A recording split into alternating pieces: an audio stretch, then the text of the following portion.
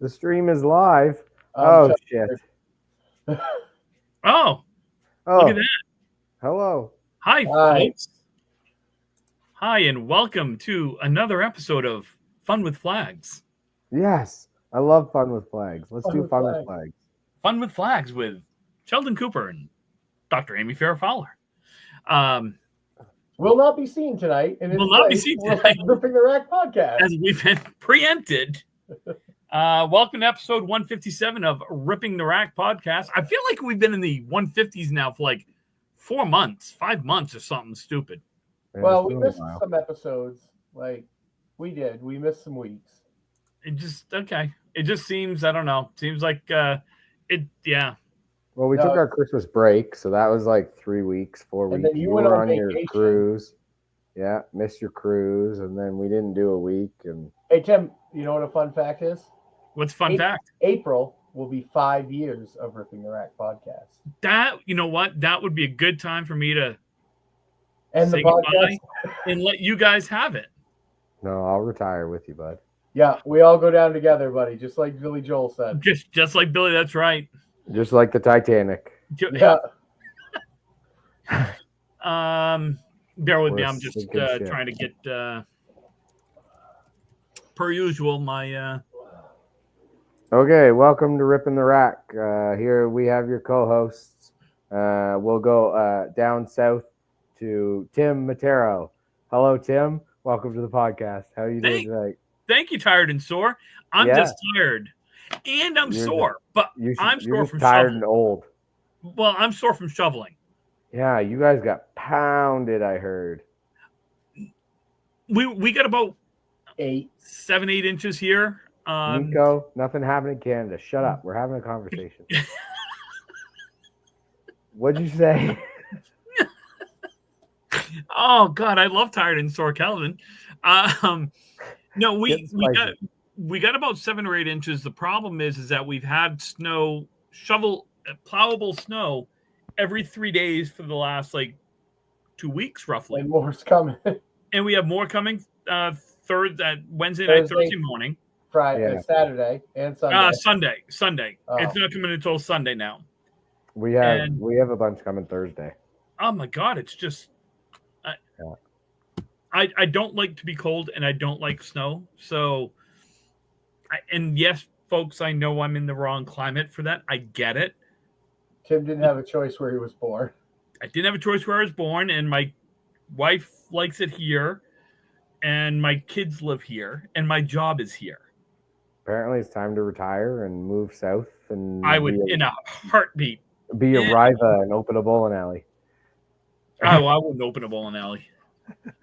I'd go and visit. I'd walk in and say hi. Yeah.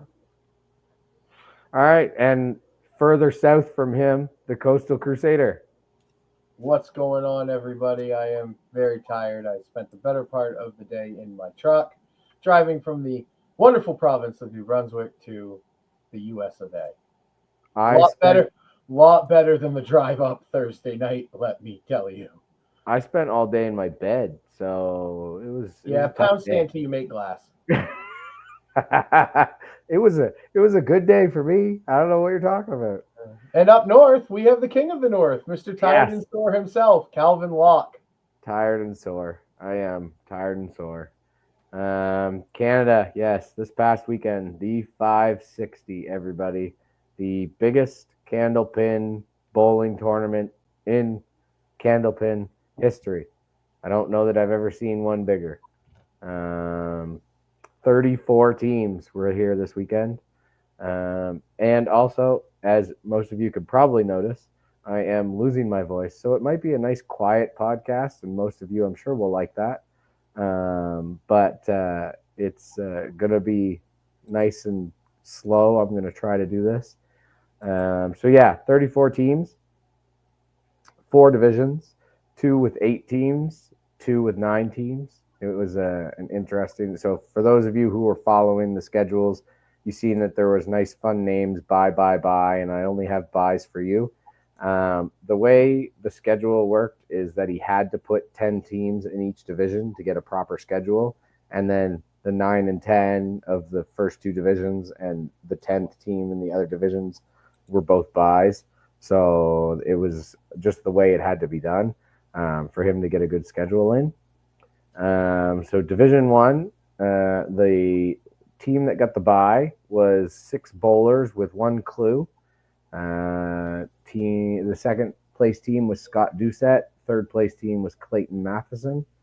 In Division 2, there was That's How We Roll got the bye. Half and Half Delhi got second place, and Fairview Avengers got third place. AFC division, the Division 3 was Drywall Concepts with the bye, Whiskey Tango Foxtrot, and Split Decisions getting the last 2 playoff spots. And the fourth division, which was the only one, surprisingly, that had a tiebreaker, Avon Valley Lanes got the bye. Moncton Honda ended up finishing second. And Beers with the Boys and Bible Hill Bollicade ended up in a roll-off. Beers with the Boys ended up, I don't like half the team. I like the Beers. The Beers, Brittany Beers, like her. She's good. The rest of them can suck it. So they had an 8-point lead going into the last match, and they absolutely blew it. So they can suck it. They ended up getting in a tie because Bible Hill Bollicade took all 8 from their team in their match. And then they ended up winning the roll-off. So way to go, Bible Hill Bollicade. Beers, way to go, Brittany. The boys, suck it. So who's on the boys? I think there was Andy Babineau, Robbie Hopper, some other clowns. Okay. Yeah, some other losers like that. So those were the teams. I'm going to do this off by memory because I didn't really get just the playoff stats. But yeah, I know we can kind of go through it. But Bible Hill Bollicade went up against Moncton Honda. I believe Bible Hill Bollicade won. Whiskey Tango Foxtrot went up against Split Decisions. Yeah, that was Brian's team. Brian ended up taking that one. Half and Half Delhi against Fairview Avengers. The Fairview Avengers ended up winning. And Clayton Matheson against Scott Doucette. Clayton Matheson won that one. In the quarterfinals, Clayton Matheson ended up beating 6 bowlers with 1 clue, which came down to the last box. Very good match, back and forth.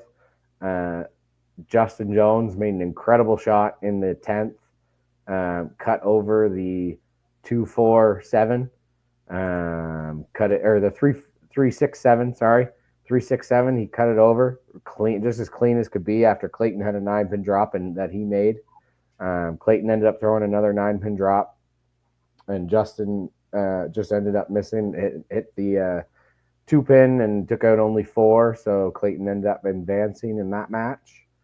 Fairview Avengers kind of rolled over That's How We Roll, beating them by 57 pins, I think, or something like that. And then Drywall Concepts beat Whiskey Tango Foxtrot, and Avon Valley Lanes beat Moncton Honda, or Bible Hill Bollicade, sorry. So then in the semifinals, Drywall Concepts ended up beating Avon Valley Lanes, and Fairview Avengers ended up beating Clayton Matheson. And then the finals, which was a fun, thrilling finals, didn't look like it was going to be. Getting into the 9th and 10th box, it was a good 30 pins, 32, I think, or 33 pins for Drywall Concepts. And the 3-4-5 bowlers for Fairview Avengers ended up making a good comeback. They each threw 2 marks and ended up coming back in the last box, or last 2 boxes. It came down to only 1 pin. And Donnie Ferris, the unbelievable, unhinged 92-year-old man, just amazing how he's ageless. He's doing the same exact approach.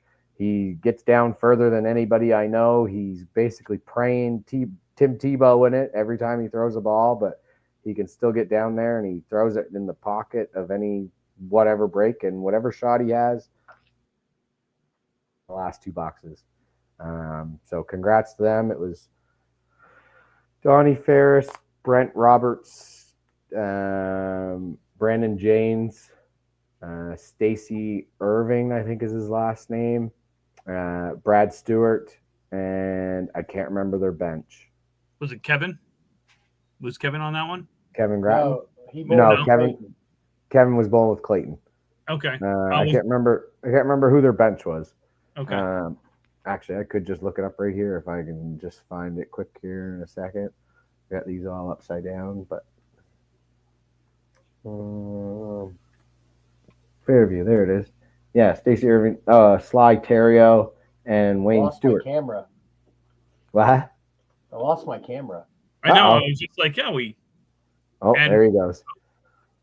So that was the winning team. So congrats to them. The 2025, Super Bowl 560 tournament, however you want to name it, however you want to call it. The high averages, just give me a second here. Got to get over to my sheets. So as you're pulling that stuff up, I will tell you from a outside point looking in, looked really tough this weekend. Yeah, pinfall was very tough. I don't know. I mean, Lots of splits.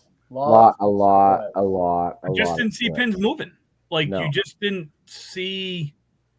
No, you basically, if you got, hard in the pocket, you got a decent break, but that's all you got. You never got anything that was splashing or moving unless you were in the 2 and 3 pin. And then it was splashing around a little bit more. Like the 2-3 pocket was the way to go. The head pin was not great. And I tried that because I was getting frustrated hitting the head pin, and the 2 and 3 pin worked a lot better than the head pin did. So I could tell you, because with me, I was the high average at 124, and I felt like I threw 130 average ball. Well, I mean, the 124 is big for you. Yeah, sure. I mean, yeah, sure. Thanks. Yeah, I was high average for the men. Second was Justin Jones at 121.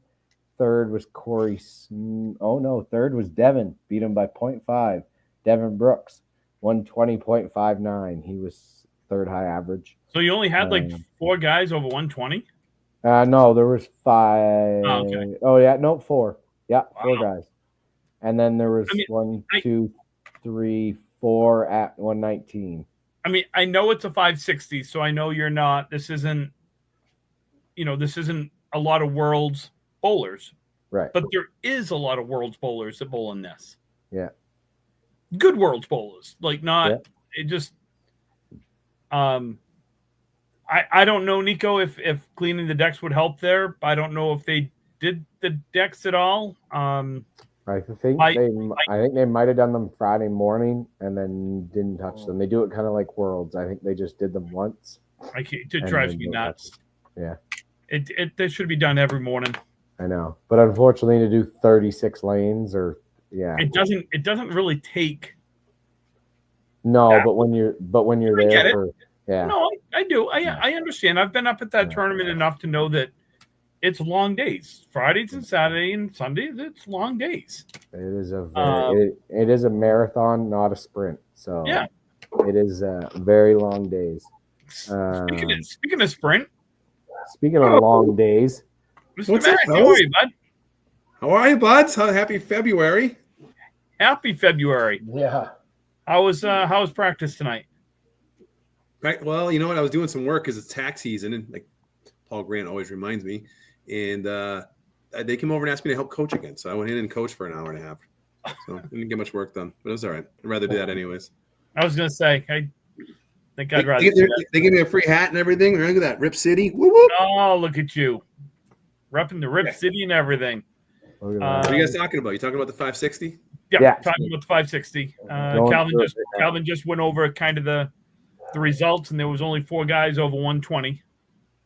Yeah. Really? For the turn. Yeah. And the girls' high average was Amanda Carroll at 116, and second was Melissa Sinton at 114. Other than that, Tasha was 112, and the rest of them were all 106s, 8s, 7s, 4s, stuff like that. So, Angela mentioned breakdowns. A lot of breakdowns, or just there wasn't a lot.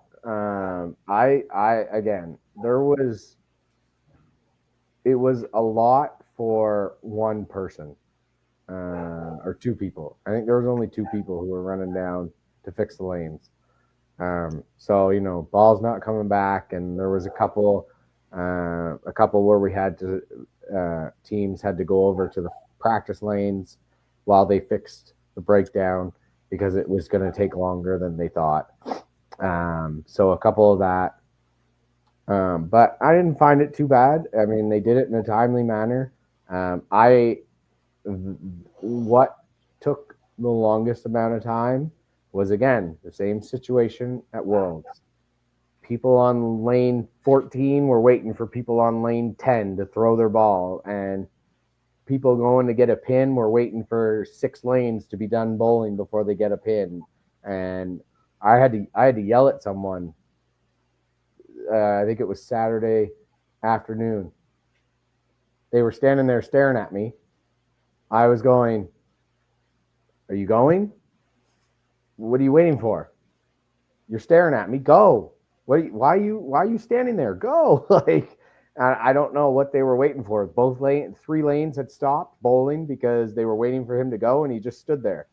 And it's like, I don't know if people just don't pay attention to what's going on, or they're all in their own head and I have no idea. But yeah, the whole everybody waiting for everybody to get ready and go and everything like that, that's what takes up time. It has nothing to do with the breakdowns.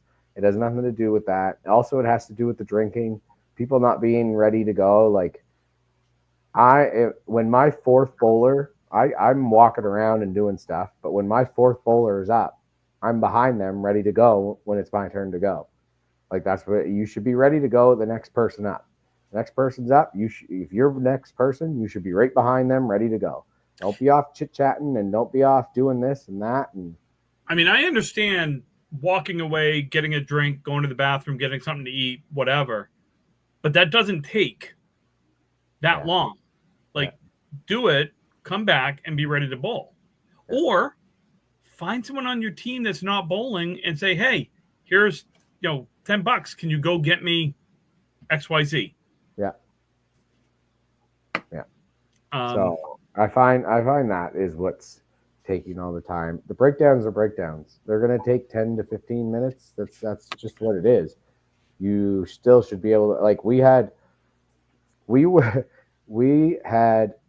a breakdown. We had a broken button that took like 5 or 10 minutes to fix, and we were still done an hour and a half before one side. Yeah. Oh my God. There's no way. You can't. There's no way. It's not breakdowns. It's just I won't accept that it's breakdowns.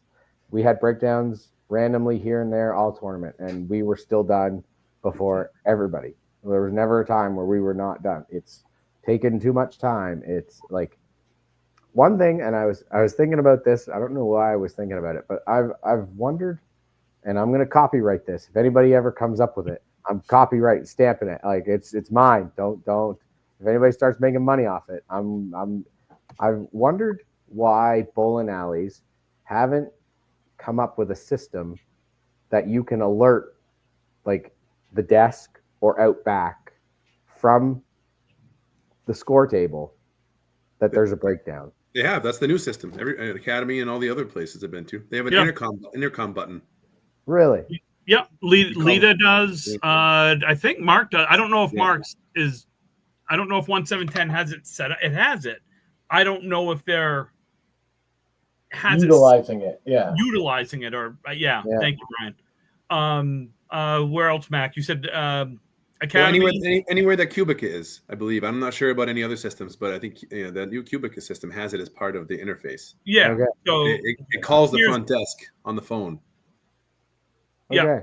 Yeah, because we were on 33, 34, and we had no balls coming back, so we had to walk all the way down to the desk at Fairlanes, and you know where the desk is at Fairlanes, so we had to walk all the way down to let them know that 33 and 34 had no balls coming back, so they had to walk all the way down to 33, 34 to go get our balls back. So that was like 15 minutes in itself.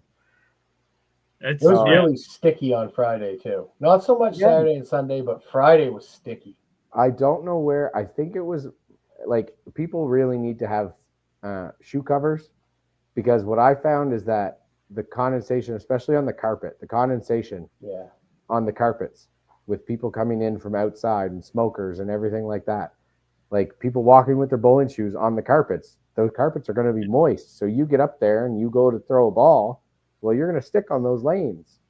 So like you it's all beer that's spilled on the way back. Yeah, somebody dripped a beer, like walking there, and they got 3 beers in their hands and they're dripping down in the bottom. Well, people are going to walk through that.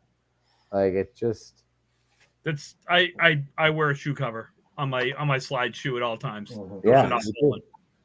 No thanks. I'll take the chance I step in water before I Superman fly down the lane like I watch a dozen people do every year, which is my favorite. So keep doing your thing. It is my favorite.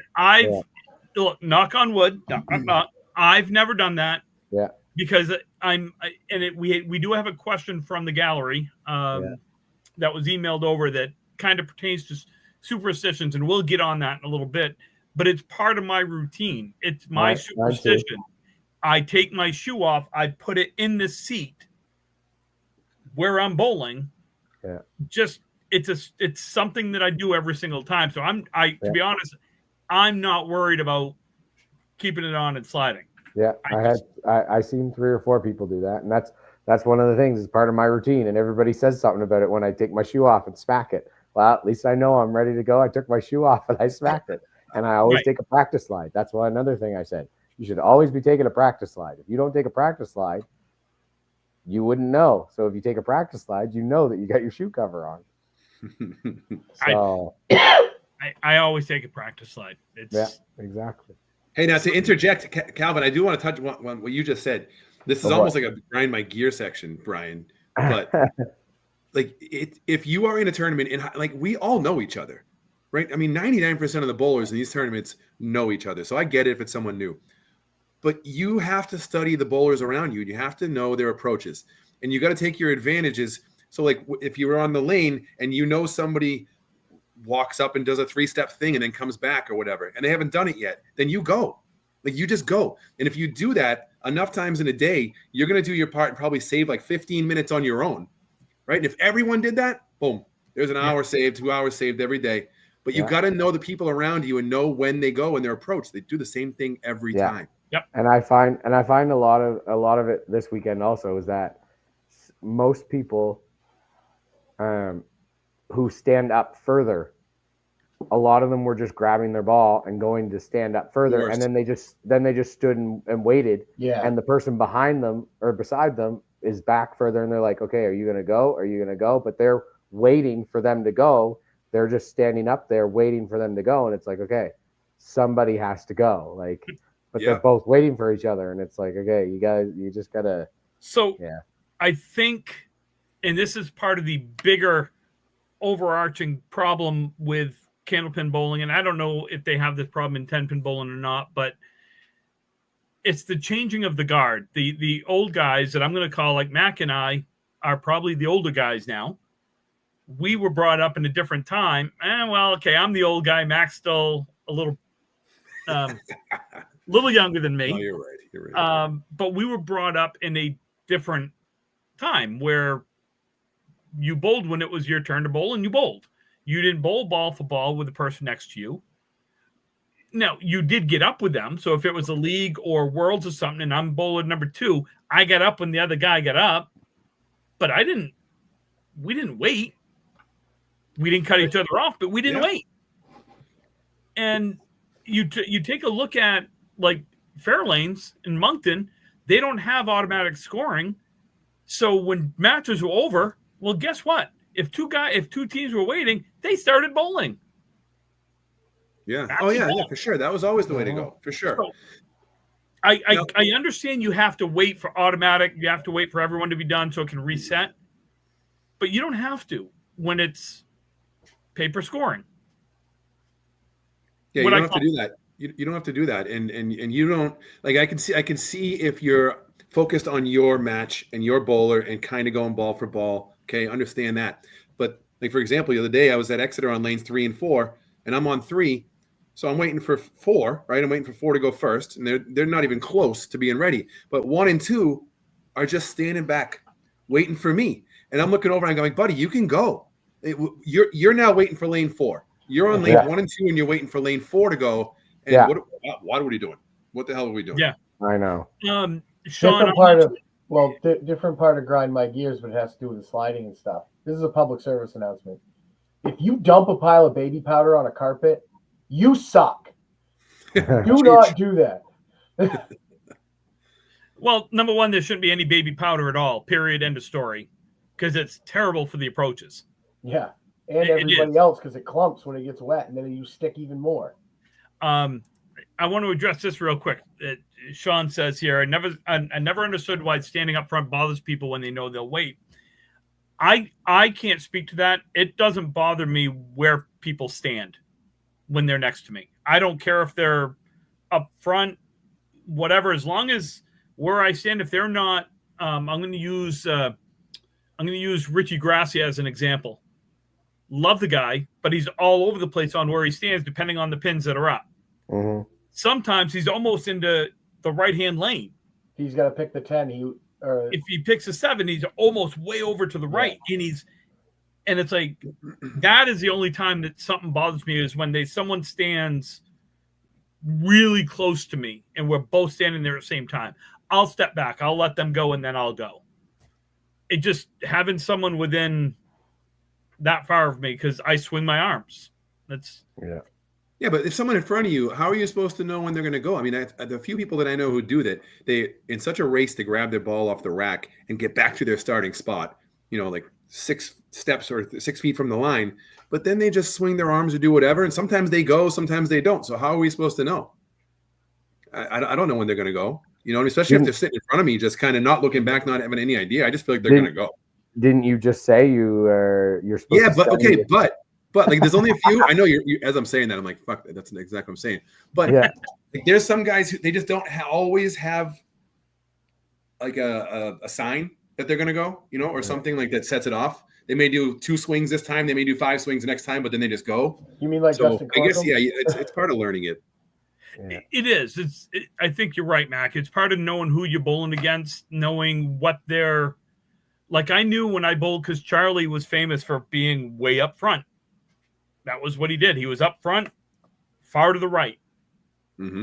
So I knew it. I knew that. So if I was bowling next to him or if I was bowling against him, he was going to go regardless of whether I was ready or not. Now, he wasn't going to cut you off. He was cognizant enough to know that I'm not going to cut someone off, but he's going to go when he's ready. I just knew that. So I adjusted for who was bowling next to me. That's all. I don't know. I feel like there's do you guys have like a preset position? I feel like a lot of people like Joey Smith, he gets up and he's there, but then when he's ready to go, he'll slide into his starting position and go, instead of being just set to go. Like the first movement is the approach. So I can, again, I know Brian does this a little bit. I do it is I swing my arms 2 or 3 times. And then I come up, and when it comes up like this, I'm going. I'm not waiting. It's up, and I'm into my approach. That's your giveaway. That's your thing. Now, when you're up, everyone knows that it's your turn. So if you know that I'm standing there like this, and and I come back and I swing my arm, I'm going within 1 or 2 swings. Like I kind of do a hybrid. Like I'll wait. Like I do wait because I stand up closer, so I don't want to be in anybody's way. So I usually wait for somebody to go, and then I'll kind of slide to my spot, set, then I go. Yeah, that makes it easier. It's just the people who go right into their starting position, and you don't know what they're going to do. Exactly. Yeah, that's what makes it tough. Yeah. I forgot who it is, and I wish I could remember the name. They will stand, and they don't swing their arms. They stand, they get in their ready position, and then they stare at the rack for 30 seconds before they throw a ball, and I'm waiting because I'm like, nope, they're not going yet. Nope, not. Right. It's like Those are the killers. Yeah. Is it well? I mean, we all know the people that bowl slow. We do. Yeah. Yeah. That's why I love JoJo, because she knows she's slow. Yep. But you were never confused when JoJo was actually going to go. Nope. She had a routine, and you knew the routine. And JoJo was great. She was like, look, it should tell you right at the beginning, go whenever you're ready. Right. Like, don't wait for me. Just don't go at the same time I do. Yeah, but you knew. Mm-hmm. Or at least like Mark Gregory, he takes a long time to go too, but you know when he's going to go. Yeah. Yes. Yeah, because that ball comes up. He does the arm swing, and then the ball comes up. Yeah. Yeah. Calvin, did you do? No, I have the other stuff too. Okay. Did you go over the actual like the results and the finals and all that? Yeah. Yes. All right. Well, how close was it? How many pins? It was Finals? close. It was one pin going into the last two, the anchor bowlers, and they were both open. Yeah, I saw that. And then it ended up being 17 or 18 pins for the winning team. They marked out. They did what they their third, fourth, and fifth bowlers marked out in the last two boxes. They did that in the quarterfinals too against Amanda Carroll's team. They all marked in the 10th. The whole team marked in the 10th. I mean, that's fantastic. I mean, that's tough to beat. Yeah, that's tough to beat. I felt bad for Weber. I know he made a post, and I kind of wanted. I had a little thing I just wanted to say about that because I know he feels bad, but you have to realize to be in a position like that, he had to do or help do so many good things along the way, and make big shots and have timely shots. And it's just unfortunate that was the one moment it went bad for him. You know what I mean? But you can't get there and have those moments. And this was like Patrick Mahomes last night. He says the ones that sting, like those sting more. Those losses sting more than the highs of the wins because you remember it, right? Like that's going to be a memorable finish one way or the other. It's just when they go the other way, you remember it longer and it always comes up in your head. You know what I mean? You tend to forget some of the wins sometimes, but he's friggin' awesome. And I just wanted to make sure he knew that that's, you know what I mean? That happens. Like that just happens. Happened to a million people before and it will continue to happen. So yeah. And I had that too. I had that down to talk to as well. Mark I love Mark. He's a great kid. Well, it's not a kid. He's an adult, but most people are kids to me now. He's a super nice guy and he's a hell of a bowler. And you're going to lose more in this game than you win. Mm-hmm. No different than, in baseball. If you hit 300 in baseball, you're in the Hall of Fame. And you failed 7 times out of 10. Failing, yes. Right. If in Candlepin bowling as an anchor bowler, if you pull out 50% of the shot, 50% of the time you pull a team out, I'm not gonna say you're a legend, but you're on your way to being a legend. You're doing very well. Mm-hmm. That's one of the hardest things to do in the game in any situation. Never mind like a Tuesday speed league or a world tournament. It's ridiculously hard to do.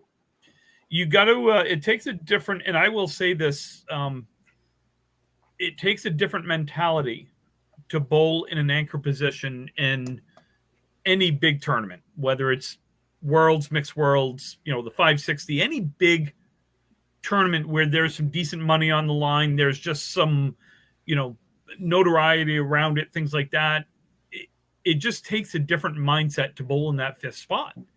And there were some great bowlers that couldn't do it. We've seen it. We've seen and there's been some not so great bowlers, overall great bowlers that were fantastic in the fifth spot. Yeah. It's a different mindset. And Mark, I'll talk to him on Saturday when we ride down to Lead It together for the Pro Series, but you can't beat yourself up. You can learn from it. Mm-hmm. We've all bowled the fifth spot. Everyone on this dais here has bowled in the fifth spot. Every one of us has lost strings, have lost matches bowling in the fifth spot by throwing a shitty box. Not even missing shot, just a shitty box. Yeah. It's the game. Yeah, gotta you asked, learn from it. you asked that whole team. They would put him right back there the next time. Oh God, yeah. Yeah. Yep. I would agree with that. Calvin, you want to go over just kind of some of the individual and team stuff? Yeah, I will. So the highest pinfall for team was Drywall Concepts of 15,407. I think I looked, they averaged 572 for the weekend. So good bowling for them. The high triple thrown was thrown by Josh George at 426. High single was his teammate, Freddie Toffemeyer, at 171. The high triple for the women looks like it was Amanda Carroll at 386. And the high single was Melissa at 156. I don't think I have the high triples for the teams anywhere. Don't know if there was a high single or anything. Like, I don't think I have any of that information. But yeah, so, and there was 1, 2, 3, 4, 5, 6, 7, 8, 9, 10, 11 400s thrown.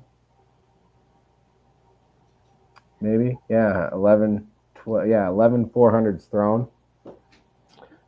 Some interesting little tidbits that I got from Dave Warren, which I am going to make a big shout out after I'm done for this on to everybody for that helped put this tournament together, because they did an awesome job.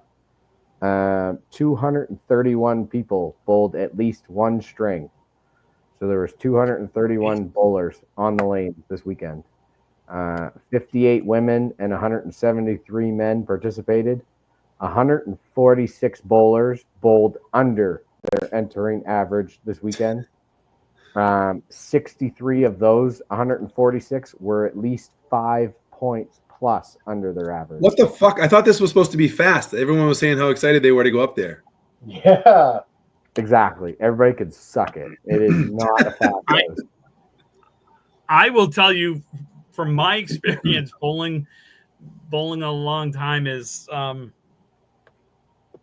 most houses don't really give a shit about pinfall anymore, and it shows. Yeah. It's anyways, I say most. I'm not calling out there. We all know some places that do a really great job at taking care of the house, taking care of pinfall, things like that. I'm just generalizing here that a tournament like this, I know it's a lot of work, but you gotta do the plates either at night after everyone's left or morning before everyone gets there. I know there's 30 plus lanes. I know it takes a little bit, but what do people talk about? They talk about, oh my God, I saw so-and-so throw this. Oh my God, I did this. Oh my God, I saw pinfall was fantastic. Or, oh my God, that place was miserable. I'm never going back there again. It was shit. You know, what do you want? Do you want people to be happy and come into your place? Yeah. Or do you want them bitching about your pinfall? I can't tell you the number of times my team left the diamond +1 on either side of the That's like the diamond and the 7 pin, the diamond or the 10 pin. That's the fair lanes break. Academy has that back. Moncton has the Moncton, as we call it, when you just rip the 3 out of either side, the 2-5 set, the 2-5-8 or the 3-5-9 or whatever. Yeah. And then there's that shot now, the diamond in 1. Yeah. I'm not saying that I don't want sloppy. I want consistent. If you're throwing a good ball, then you should be rewarded. That's all. Yeah. I agree with you. We need universal lane mechanics. They just go around and just soup them all up. Take care of them all. We need help. You know, I don't know. Just drive once a month, and they drive to each lane and just hit them up. Hit them up. I don't even care if they're not looking. You sneak down, you get it done. Just something like it's.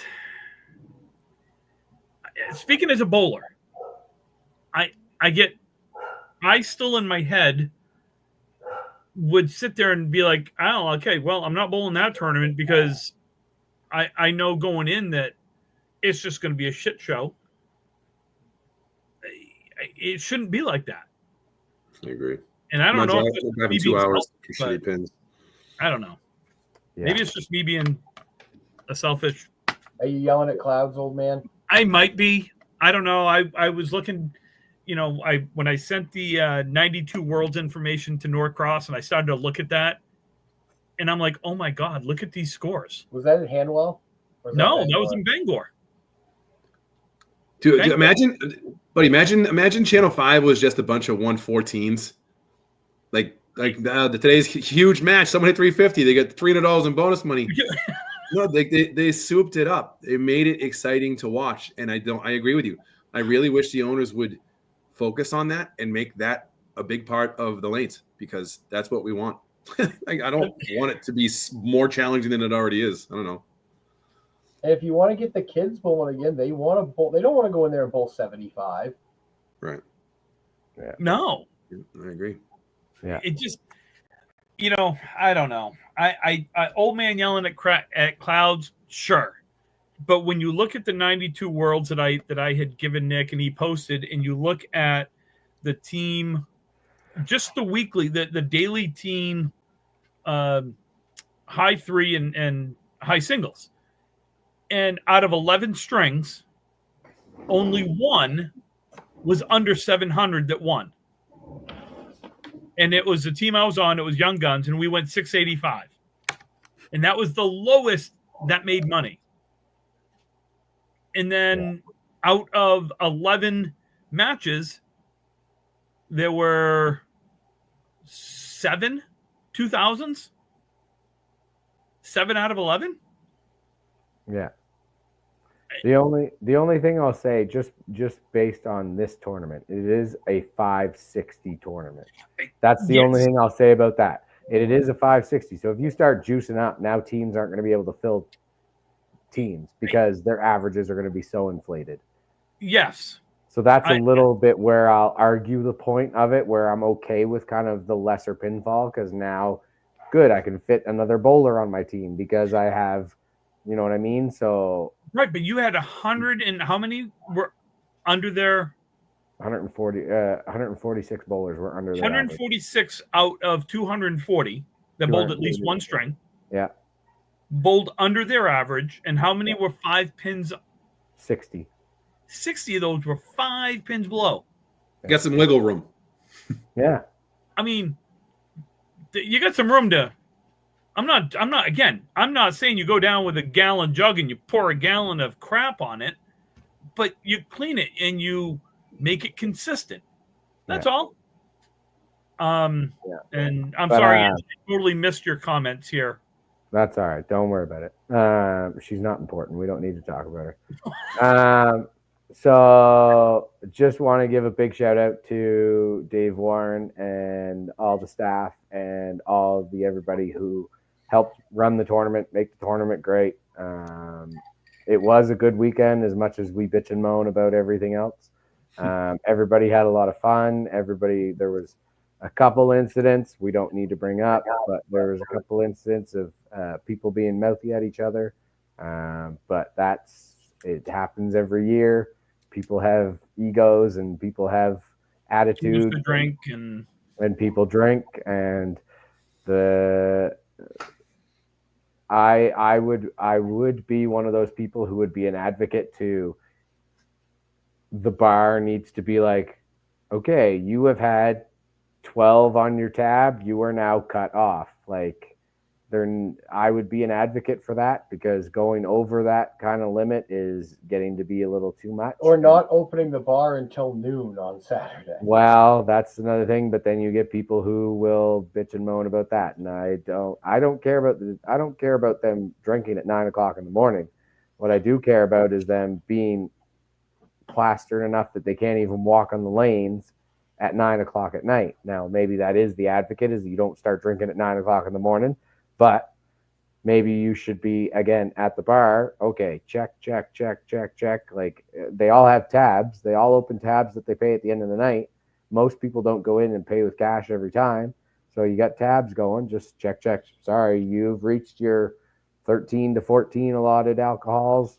I can't serve you anymore. And then that'll be the end of it. Like, and people should know that going into the tournament. You only have a certain amount, so pace yourself with your drinking. That's one of the most easiest rules to circumnavigate I could think of. Yeah, because right? I got about 240 guys to go buy me a beer in there, you know? Yeah. I don't know. I'm not being a, I mean, I'm a social drinker, meaning I might have one drink a month. Like, I just don't drink. Yeah. I don't understand drinking while bowling when I've paid money to bowl. Yeah. I don't understand. I'm not drinking. I don't understand getting drunk. Oh yeah.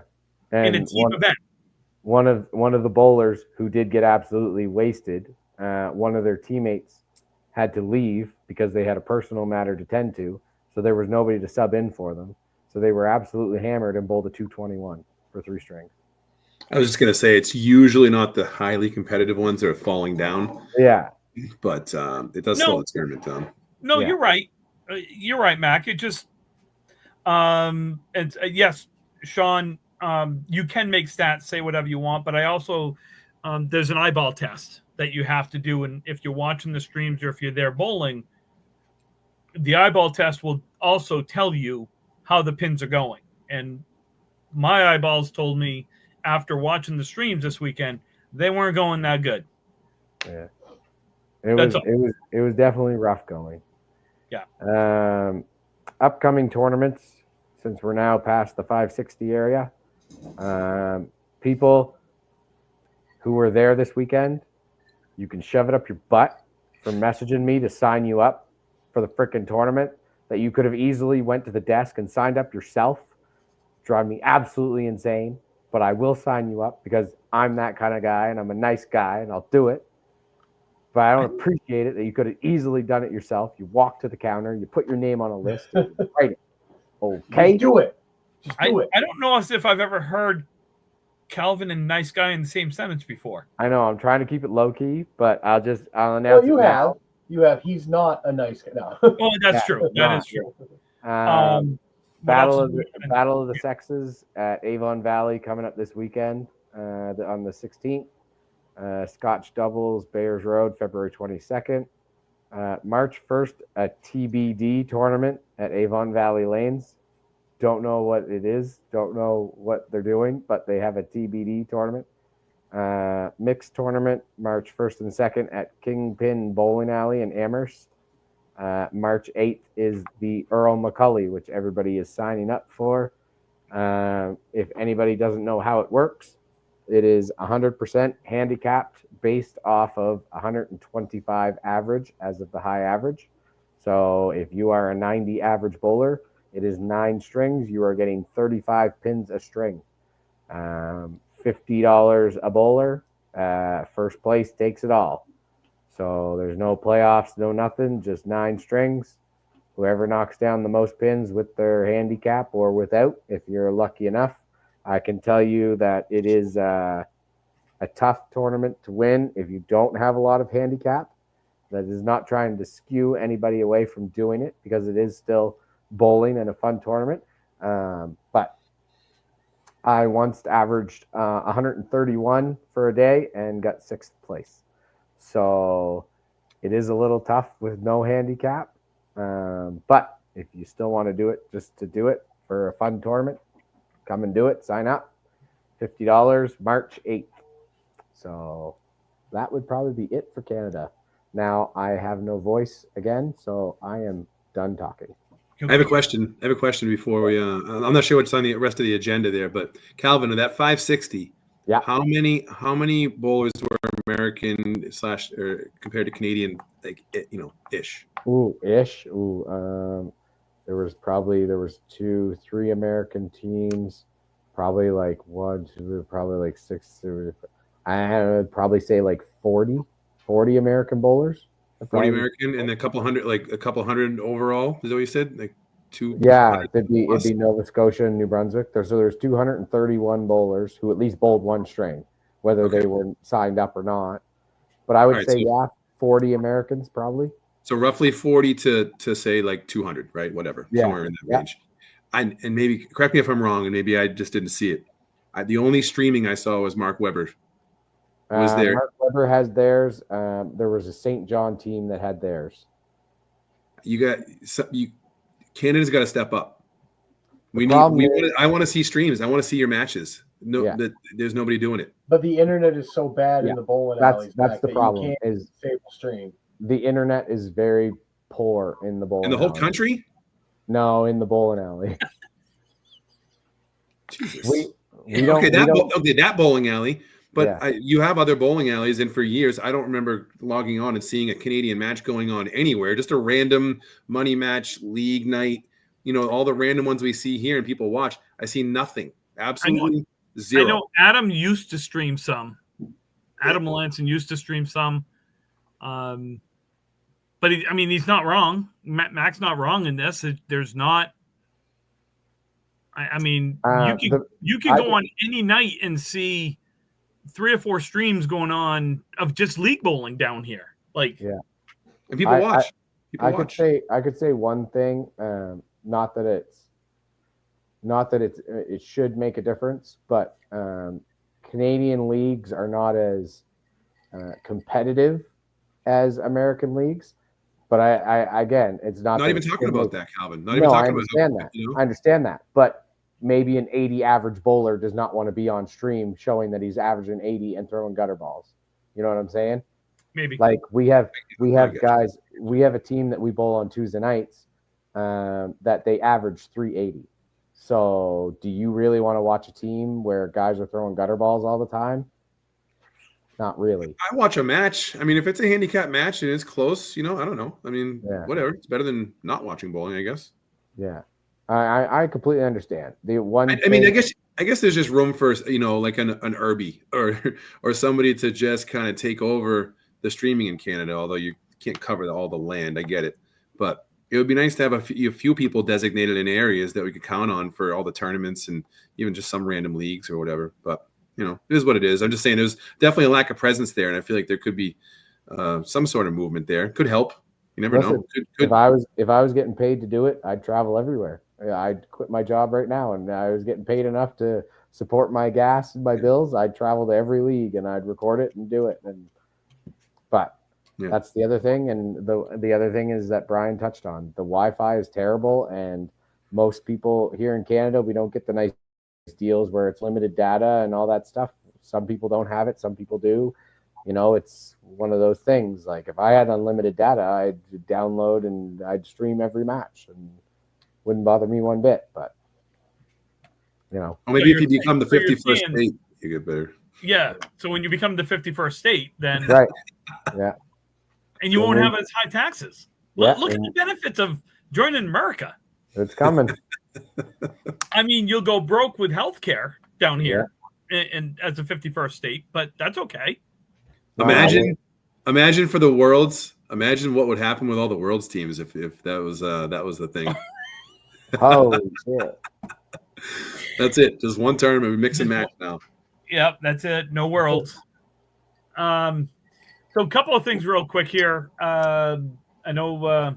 Thank you, Sean, for sending me the Scotch doubles results. That looked. I think you had 30. I think you told me 36 entries. The winning team looks like a close match. It was Gail Berta and Heather Ainsworth knocked off Scott Snyder and Kendall Snyder 232 to 230. So a little close championship match there. Where was that? That was the Scotch doubles Sean Sears had. Oh, Canal? Yeah, I think it was Canal. So that was a $1,600 to Gail and Heather, and $800 to Scott and Kendall for coming in second. Some of the stuff here, you had Chris Lafreniere and Aaron Fontaine, and I just want to give a shout out to Tim Matero for pronouncing Chris Lafreniere correctly without even hesitating. I'm just saying. Sounds French. I feel like Calvin should have nailed that one. I feel like you should have. That's definitely a French name.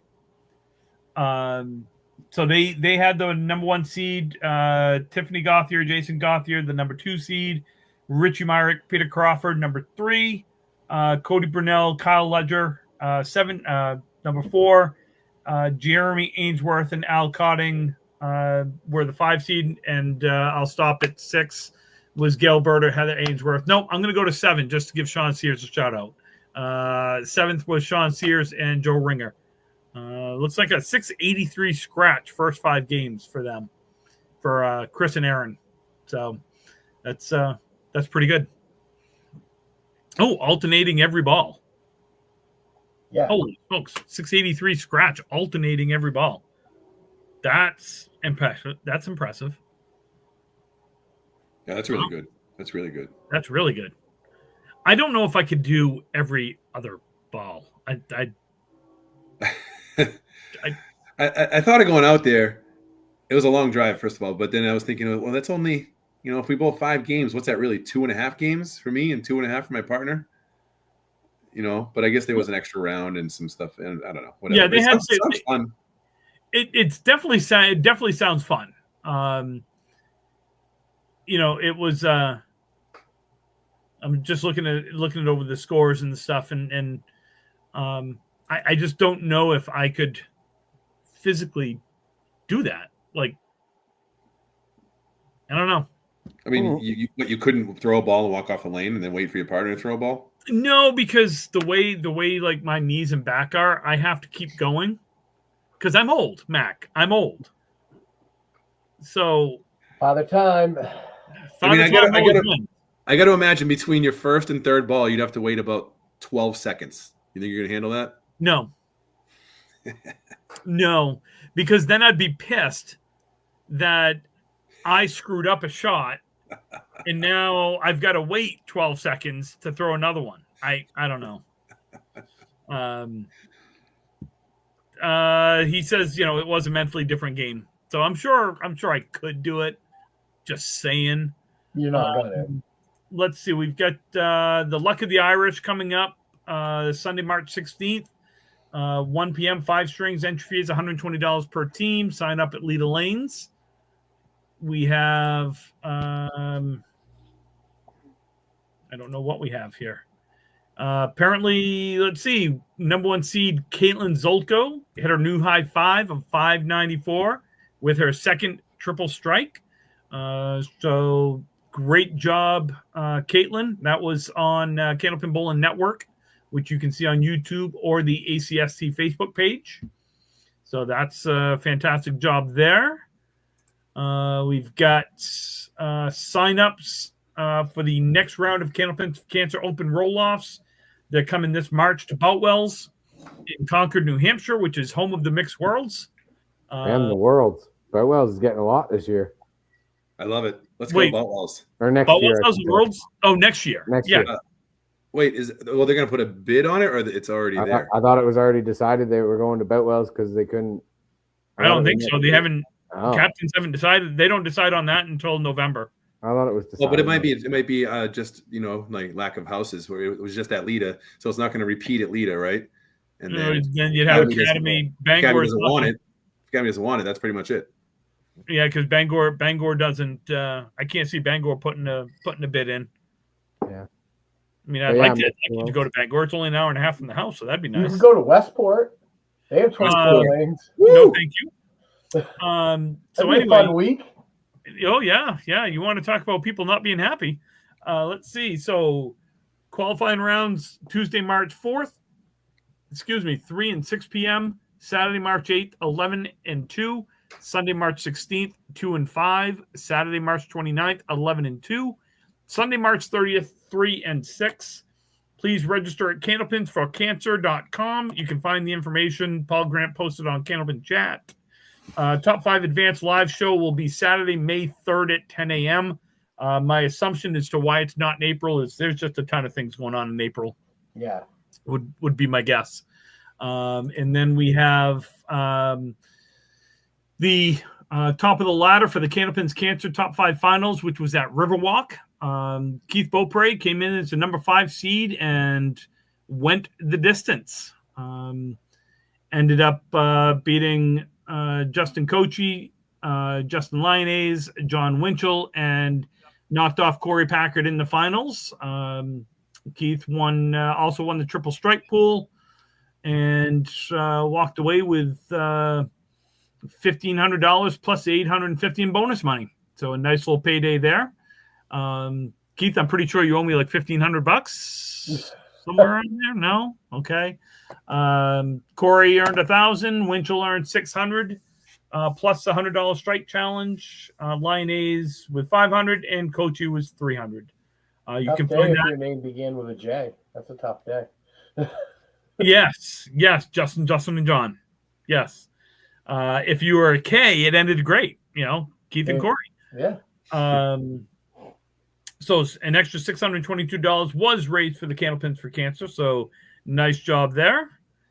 And so coming up, we've got the 560 in Augusta coming up at the end of April. Calvin, you are not going to be there this year. What did we do to get so lucky? Let's let sleeping dogs lie here. Okay, let's not talk about that, Mac. Just kidding, buddy. You brought it up.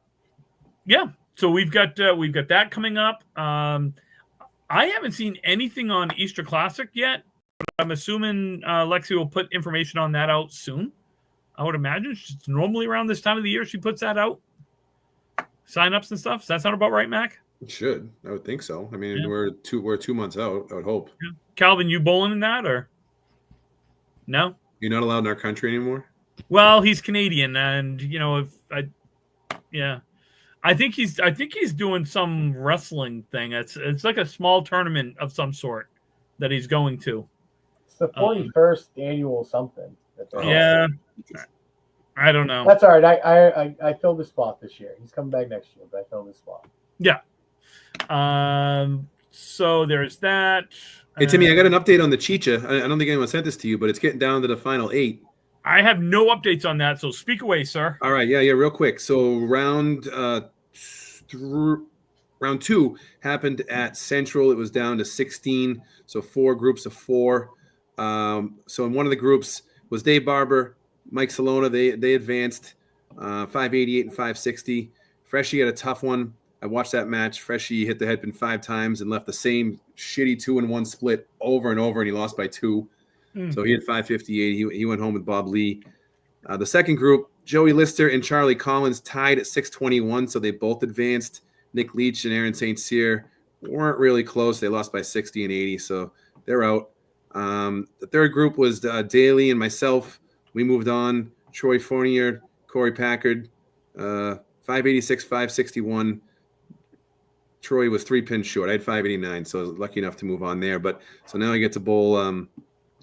Actually, there was one more group. There was one group that finished late. Justin Waters had 635, pretty good score at Central. Nick Norcross had 580, and they eliminated the Douglas brothers in one swoop there. Timmy was about 6 pins behind. Scott had a tough day, so he didn't make it. But so now the final 2 groups down at Webster Timber Lanes. Group 1 is Justin Waters, Joey Lister, Nick Norcross, and Mike Salona. And the group 2 is myself, Dave Barber, Josh Daly, Charlie Collins. That's easy peasy. Oh, so God, I don't see any. Yeah. You might get a little bit of challenge from Barber. Probably not. My guess is no. You'll run away with it. Sounds good. So me against the other 5 in the finals. That's how I look at it. You're not washed up at all. So. Never. No. Nice. So when is that supposed to be, Mac? It says it's going to be completed by the 23rd. I haven't spoken to anyone, so I don't have any clue yet. But it'll be done sometime in the next couple of weeks. Okay. Yeah. And then the finals are at Academy. So the top 2 from each group will move on to the finals at Academy, which I'm sure will be streamed and available to everyone. So okay. I just had something real quick. Question for the podcast. Our friend Wayne Petty. Wayne, always good with the questions. Yes. Mm-hmm. So it looks like a couple of questions here. Is he noticed that a bowler who throws different colored ball for his first ball each box. Just question why a bowler would do that, if it's strategy or superstition, and I can't answer that other than saying it's most likely one of two things. Either he's got one ball that's a 2-7 and the others are 2-6s, and he feels like the 2-7 gives him a better break, or it's superstition. It's the only thing I can think of why someone would do something like that. Don't we all have one ball that's a little heavier than the other? Well, I mean, my left one's a little heavier. It's not I'm right-handed, so my left hand, yeah, you know. Man, it would drive Wayne crazy to see one of my sets of bowling balls. I have 4 different color bowling balls. I feel like it's more. I feel like that's more common in Canada. I swear, the people over the years I've seen, like Harnett and Matt McPhee and guys like that, have done it. But I don't know. It's not as common here. I feel like. I've got obviously several sets of bowling balls. The main one that I've used for the longest, I have one ball I will not throw first. The other 3 I will, and it's superstition in my head. That's all. And I know which ball it is, and I can look down because they're on the floor right now, and I can tell you just picking it up by looking at it. Yeah, I know which ball it is. Listen, asshole, are you going to be the one who waits for that first ball to come back every time and slow the tournament down? No, because I have 3 that I'll throw first. Don't you even start. I have it on record. I will not throw a ball if he doesn't have 3. If I don't have a second ball on the rack, because I refuse to wait for a spare leave. You know how sometimes you throw a ball, all 3 balls are down, you pick up your ball and you bowl, and now you got to wait? I refuse. So I won't throw my first ball unless I have a second ball on the rack. Yeah, so slow down the whole tournament. Why not? Yeah, that's fine. We literally waited 2.5 minutes. I have it documented because we have the match recorded. 2.5 minutes. We stood there and we were waiting. And Tim, the ball comes back and Tim picks up a different ball. And Andy and I are both standing there. Tim, what are you doing? He was like, I was waiting for my other ball to come back. I won't throw. I'm not going to wait to throw a spare leave. If the balls are stuck down back, I'm not going to wait for a spare leave. I want my second ball. I'll wait to throw a 10 because who the hell gives a shit about the 10? Or you wait to throw your first ball. What do you mean? Well, you won't throw your first ball if a second ball's not there, so you'll just wait to throw your first ball is what you're saying, right? If I've got a ball in my hand, I pick up my ball. Full rack, pick up my ball. And I notice that there's no other ball on the rack of mine. I will wait for that next ball to come back before I throw my first ball. I've never even looked at that. My entire life, I've never even thought about that. I don't want to wait for, if I've got a spare leave, I don't want to wait to throw a ball at a 9-pin drop. I want to just go. Now, that was back when I could throw 9-pin drops. I don't throw 9-pin drops now. So, and as Brian can attest, I can barely throw a 5-pin drop right now. Will you at least, if you see a ball coming down the return, will you start to go? If it's my ball coming down, yes, I will go. Yep. You got to make sure it successfully comes up the rack and doesn't go back down. Okay. No, I'll ball if I see it come down. Yep. So Wayne, to answer your question, there really is no any situation to it. I used to have my balls; they got fixed, and somebody actually put dots on them. So it was like 1, 2, 3, 4. So I actually ended up throwing them based on that number, and I always did it that way. So the first ball was always the one that had the 1 dot. That was the one I always picked it up first. So you held up a tournament waiting for that number 1 to come back? No, because I'd always the 4th ball. The 4th ball would be my 4th ball. Would be my next ball, the next box. Okay, that's weird. But now your first ball is now your second ball. No, it's going to be my second ball because my second ball will be back by then. Well, you think it always comes back in the order you throw them? No. But when I throw my first ball, I have my second ball is going to be on the rack. Then I throw my 3rd ball. If I don't, the 4th ball is going to be my next ball. Or if I throw a spare, it's going to be the first ball to the next box. But now the ball that comes back is going to be out of order. Oh, it's not. It'll get there. You guys are the problem. This is how I see it. Mac, I have never slowed down a match, so you can shut your face right there. And I think Brian can attest to this. I have never slowed down a match. Well, not on purpose.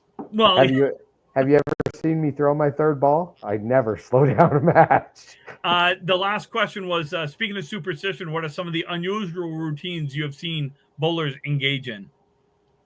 I just gave you one. Yeah. I saw Eddie Tringali used to lick his hand before he grabbed his ball the whole time. That was nice. Yeah, and he would always wipe the ball on the front of his shirt.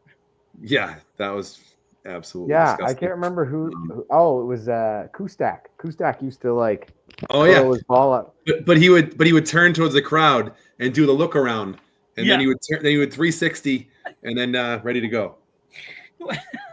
He threw a double. He threw a double in the Worlds once, and you would think he'd explode. He just turns around and went, "That was cool.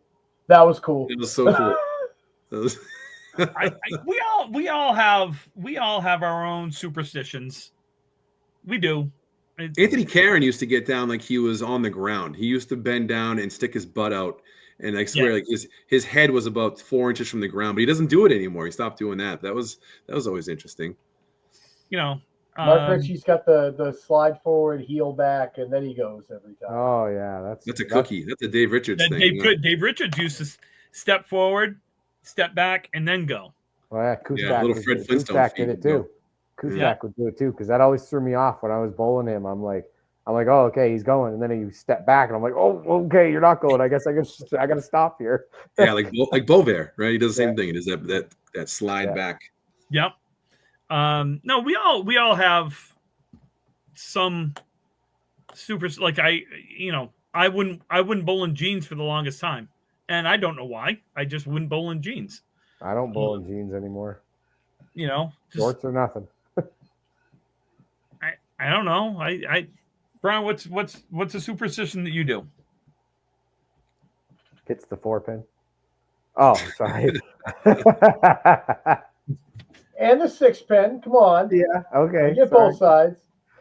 I don't really know. I mean, I keep certain things in my bowling bag. Like I have certain things in my bowling bag that I keep there. Like I have a poker chip. I have one of my fraternity brothers. He was in the service. He gave me one of his DOD coins, which I keep in there because brings me luck. I guess I don't know. And nudie magazines. Nudie magazine day. Nudie magazine day. Mac, what do you do? What's a? Oh, I do nothing. I'm clueless. Really, I'm lucky. I have the right shoes on by the time I get up there. Okay. I'm not shocked. Like one thing I like to do is on the rack. I like to have my balls together, closest to me, so I can just get in a rhythm of picking them up. At least the first 4. After that, it's a crapshoot. But yeah, no, I mean nothing crazy though. No, okay. I mean, you're just an overall idiot then when you're up there. I hold the ball in my left hand.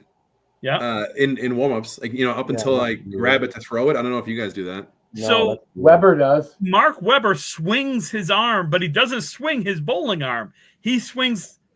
He has the ball in his left hand. He swings it.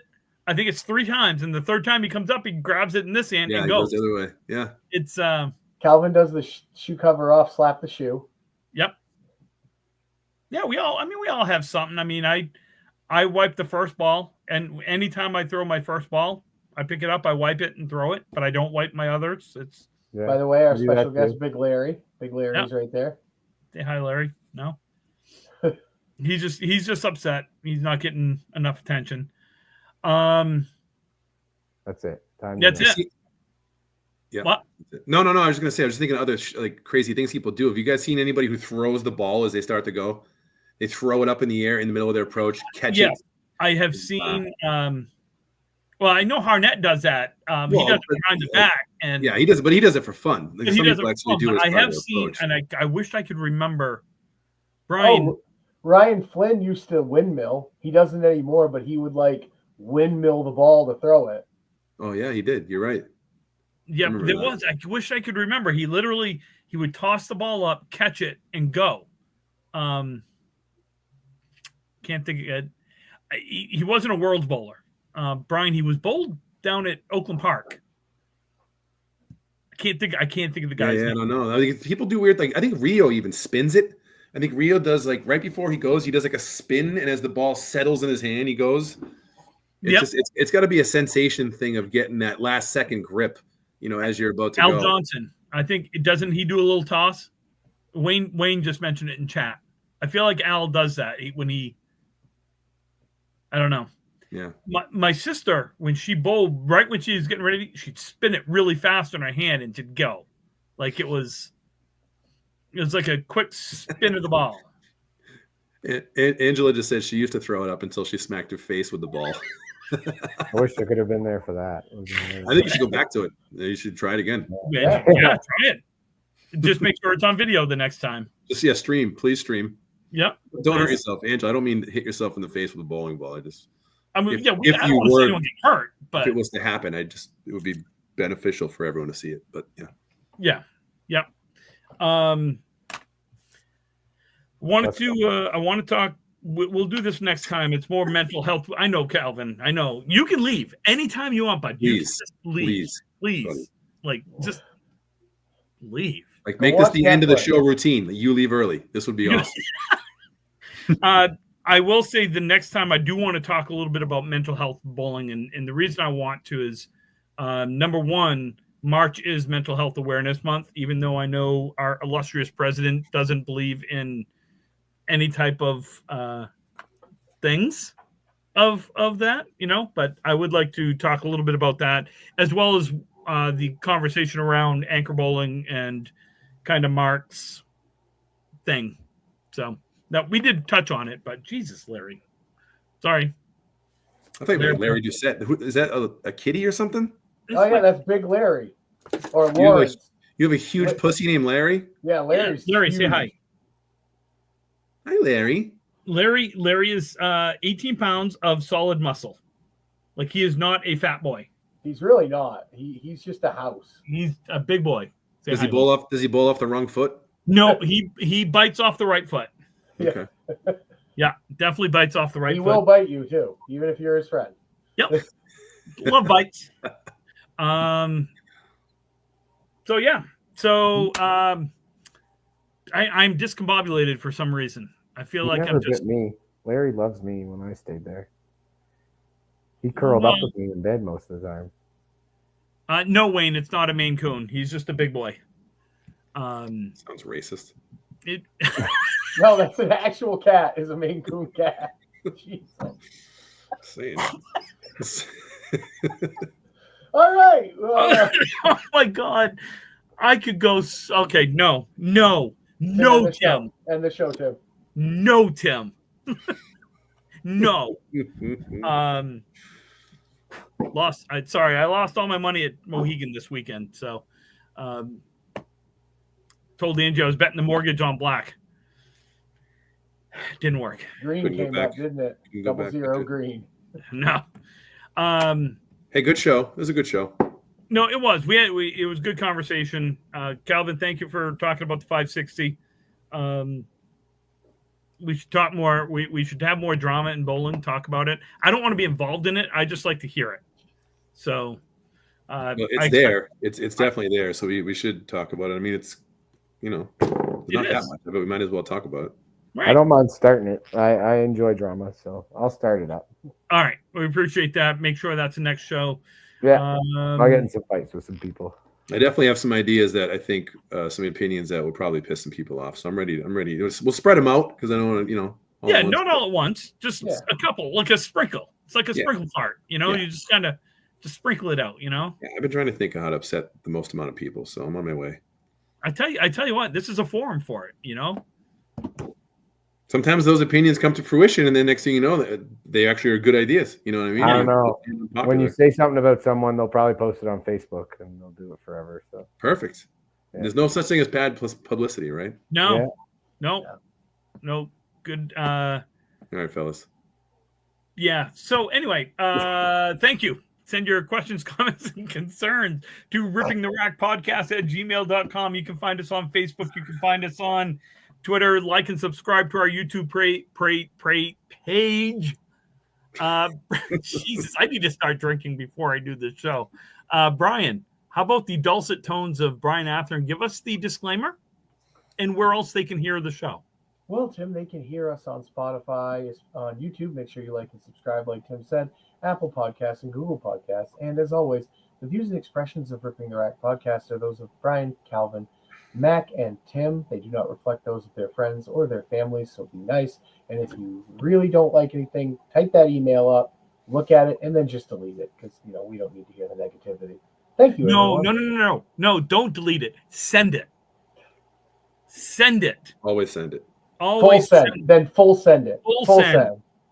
Full send. We like drama. All right. Peace out, folks. Thank you. Bye, everyone. Bye. Go, Kay. Soon.